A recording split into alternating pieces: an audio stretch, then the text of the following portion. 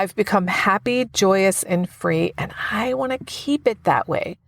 I have peace and serenity most of the time. I mean, shit still happens, and sometimes I get knocked off the rails a little bit, but it takes me so much less time to get back to stability because I have tools now, and I can actually prevent a lot of that shit from happening because of my tools. Also, because I make a lot of conscious contact with my higher power, I think that helps me to get back to stability pretty easily. And because I take really good care of my physical body, this vessel that I'm walking around in. I've heard people say recovery is the best paying part-time job I have ever had, and I 100% agree. That is my experience as well. Hi, I'm Barb Nangle. I want to welcome you to my podcast, Fragmented to Whole Life Lessons from 12-Step Recovery, where I help people heal their emotional, psychological, and spiritual wounds and make deep, lasting changes in their lives.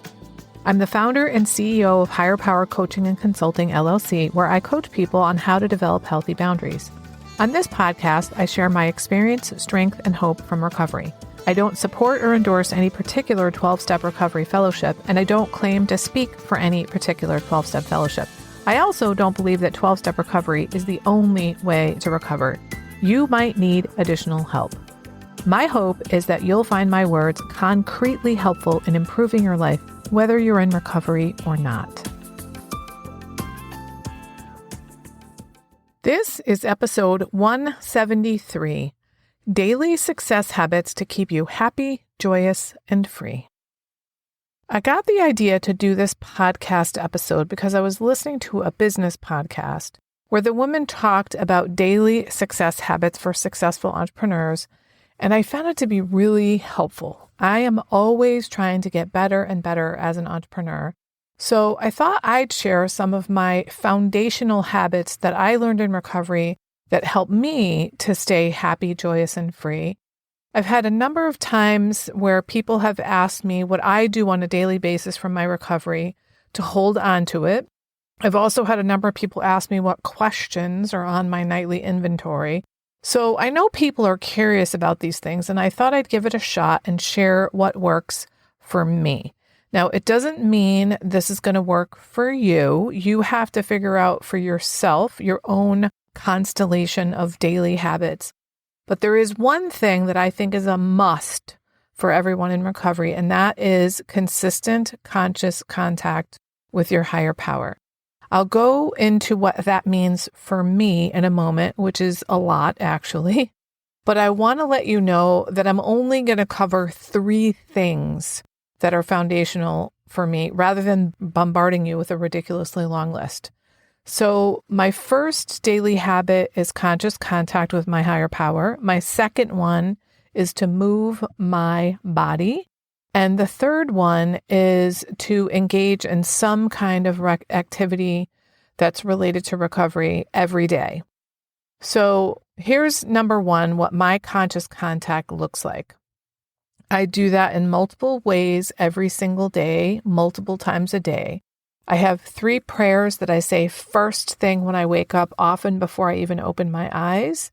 One is a Buddhist prayer that I learned years ago, and then there's the AA 3rd step and 7-step prayers. I also do the On Awakening prayer from the AA Big Book every morning. I have 3 photos, which I will call celestial photos, that I look at each day, and I have specific prayers that I've kind of made up myself that go with those. And somehow looking at those makes me feel physically connected to the universe. I don't know how to explain it. It just does. I meditate for 15 minutes before I get out of bed every morning. I also have 3 to 4 daily readers that I read every morning. 2 of them are from recovery. Then I have various affirmations that I say, and I also do some mindset journaling during this conscious contact time. What I do during that time is turn my will and my life over to God, and I let God know, listen, I need you to run the show, because when I was running the show, it didn't really work. I need to do the meditation for a variety of reasons. Meditation was one of those healthy habits that I tried many times before I got into recovery, and I just could never consistently do it. And it's one of the most important things you can do for your mental and physical health. Personally, my mind needs a vacation a couple of times a day. As my meditation teacher, Emily Fletcher from Ziva Meditation says, we don't meditate to get better at meditation. We meditate to get better at life. And I absolutely feel the difference in my life as a consistent meditator. And then the mindset journaling. I need to do that because my mind wants to tell me all kinds of bullshit.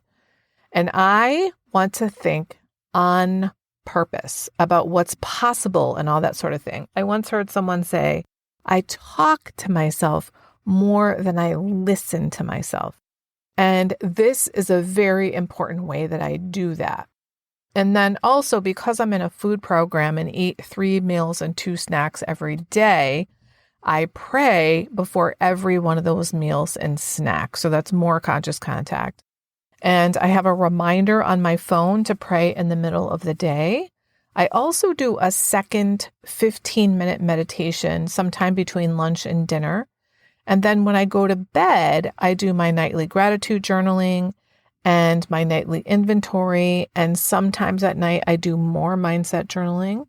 And then the nightly inventory includes recommendations from the AA Big Book, as well as recommendations from one of my recovery programs. And I also ask myself about some of my worst defects of character, like did those crop up today? And then because humility has been such a problem for me, I write out the statement, I am no better and no worse than anyone. I'm teachable. Because that for me is the best fitting definition of humility. And I need to be reminded of it every single day. After I do that, I ask myself, what was something loving I did for myself that day? That very frequently includes my physical care and meditation and yoga and that sort of thing. And then I also ask myself, what was something new that I did today? And it doesn't have to be brand new that I've never done before. It just needs to be something that I wouldn't or couldn't do before recovery, so that I'm always keeping my focus on how far I've come. Recently, I was talking to my sweetheart about all these rituals, and I said to him, the reason I do all this is so that I'm not a dick. I didn't know until recovery, but I was a dick a lot to people before recovery. I mean, I could see it pretty clearly now, but back then I thought it was all of you. And I'm really not like that anymore. My second daily habit to keep me happy, joyous, and free is that I move my body. I've heard a number of people say it like this recently, rather than using the word exercise, because a lot of us have baggage about what qualifies as exercise. Now, there are a variety of ways I make sure that I move every day. I have a short little yoga and chiropractic exercise routine that I do every morning and every night. I have a yoga mat right next to my bed so I don't forget, and to make it as easy as possible for myself, which, by the way, is a fantastic habit to get into. Make good habits easy to do. I do yoga classes 2 times per week, and I do them with my sweetheart.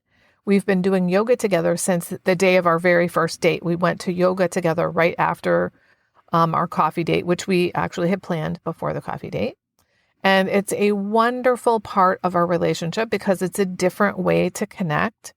And it's also something that we share, and it helps us to both stay committed to doing yoga because we have someone like an accountability partner. I walk anywhere between 5 and 7 days a week. When I work at home, which is most of the time, I use the Pomodoro technique to manage my time, which means I work in 25-minute segments and then I take 5-minute breaks.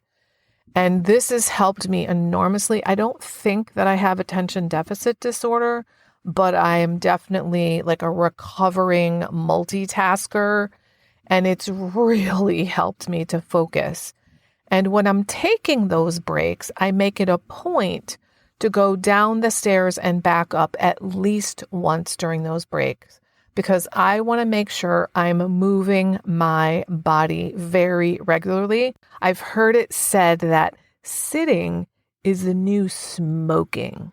Sitting on your ass all the time is just not good for you. We were not meant to be sedentary.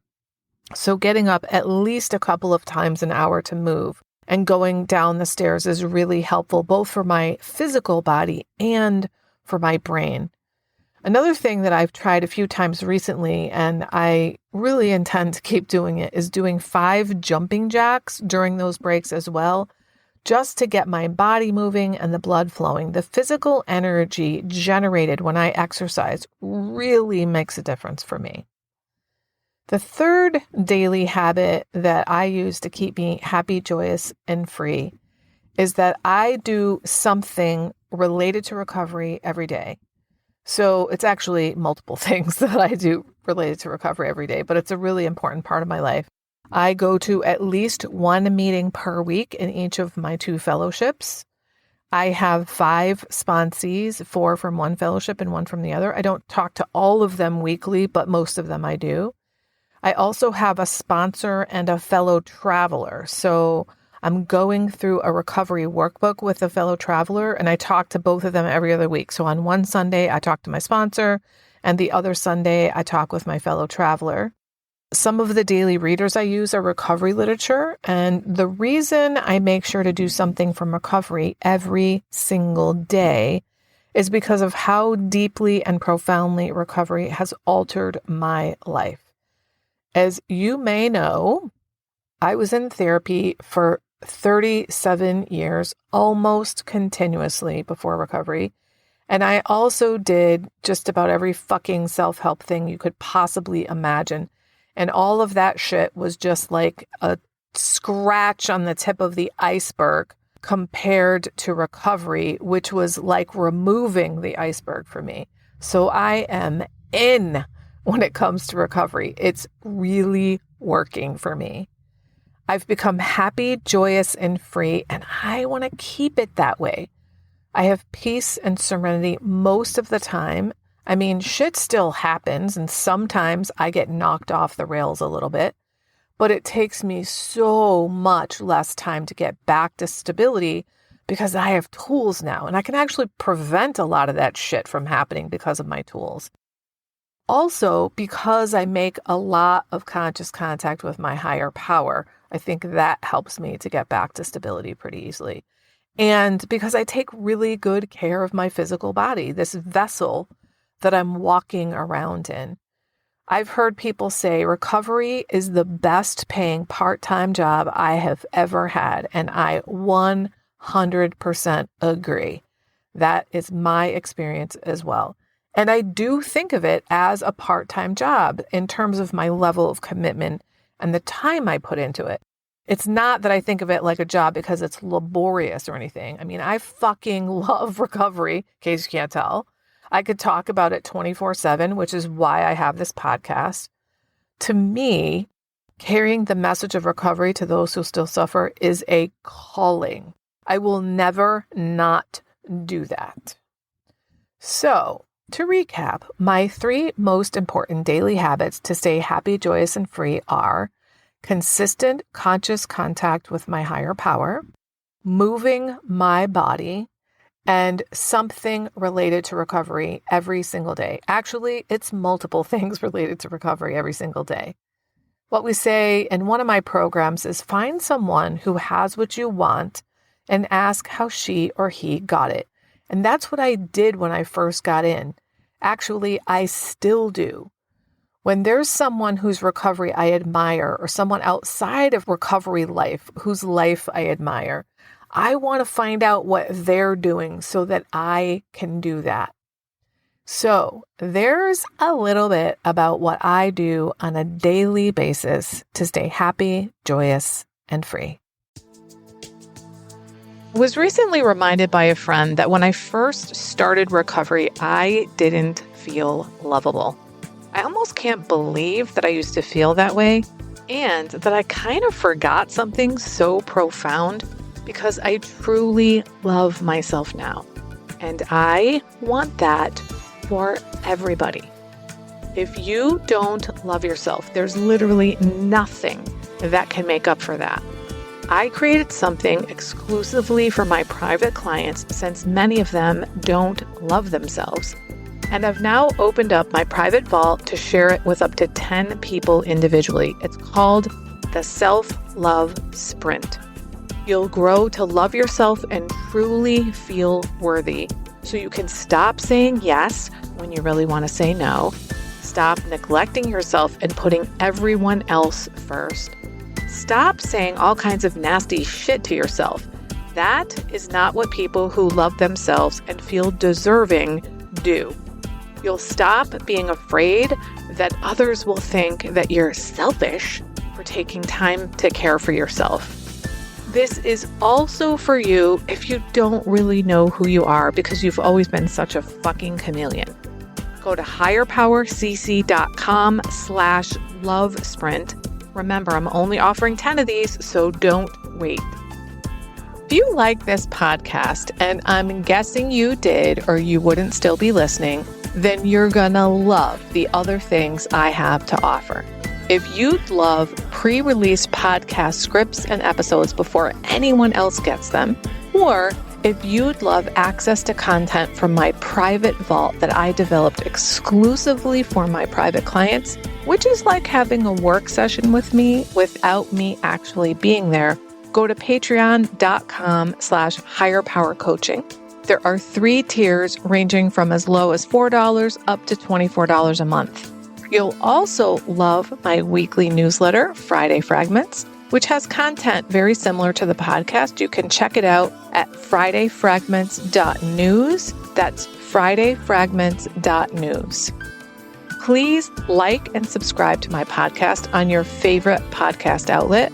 I'd also love it if you'd leave a review, which you can do either in the show notes or on Apple Podcasts.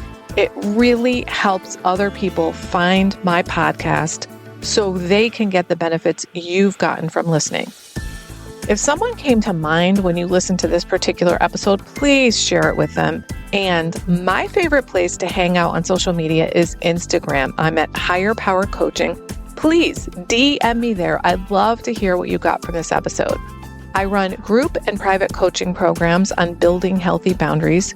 Whether you need help with boundaries in your personal, professional, or romantic life, I can help. Head on over to barbchat.net, where you can hop onto my calendar for a free 30-minute Better Boundaries consultation.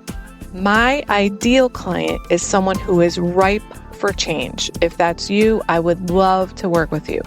My goal with all my work is to help you make lasting changes in your life like I've made deep, lasting changes in my life.